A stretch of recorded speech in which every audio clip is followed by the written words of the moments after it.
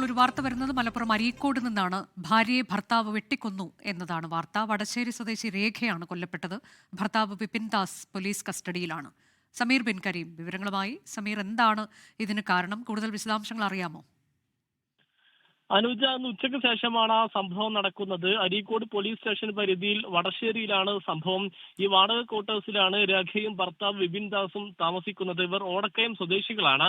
ഇന്ന് ഉച്ചയ്ക്ക് ശേഷം ഭാര്യയും ഭർത്താവും തമ്മിൽ ഒരു തർക്കമുണ്ടാവുകയും വിപിൻ ദാസ് അതിനിടെ ഈ രേഖയെ കത്തിയെടുത്ത് വെട്ടി കൊലപ്പെടുത്തുകയുമായിരുന്നു എന്നുള്ളതാണ് ഈ പ്രദേശവാസികളും പോലീസും ഒക്കെ തന്നെ വ്യക്തമാക്കിയിട്ടുള്ളത്.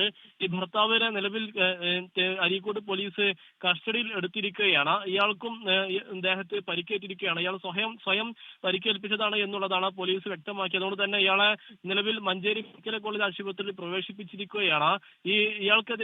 വിപിൻ ദാസിനെതിരെ നേരത്തെ പോക്സോ കേസൊക്കെ തന്നെ നിലവിലുള്ളയാളാണ്. നിരവധി മറ്റു കേസുകളും ഉണ്ട് എന്നുള്ളതാണ് ഇതുമായി ബന്ധപ്പെട്ട് പോലീസ് വ്യക്തമാക്കുന്നത്.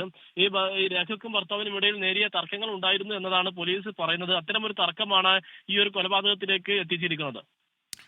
മലപ്പുറം അരീക്കോടാണ് ഭാര്യയെ ഭർത്താവ് വെട്ടിക്കൊന്നത്. ഭർത്താവ് പോലീസ് കസ്റ്റഡിയിലാണ്.